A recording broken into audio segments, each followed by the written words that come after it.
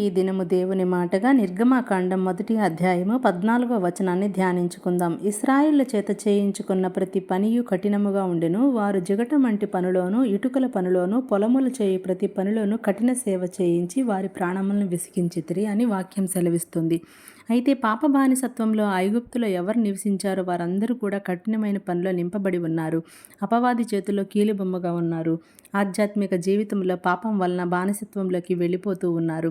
దేవుడు మనకి శ్రేష్టమైన జీవితాన్ని ఇస్తే యవ్వనస్తులేమి, పెన్నలేమి, పెద్దలేమి ప్రతి ఒక్కరూ అపవాదిని సేవిస్తూ భూసంబంధమైనటువంటి ఈ లోక సంబంధమైనటువంటి విషయాల్లో ఇరుక్కుపోయి వారందరూ కూడా బానిసత్వంలోకి వెళ్ళిపోయినట్లుగా వాక్యం సెలవిస్తుంది.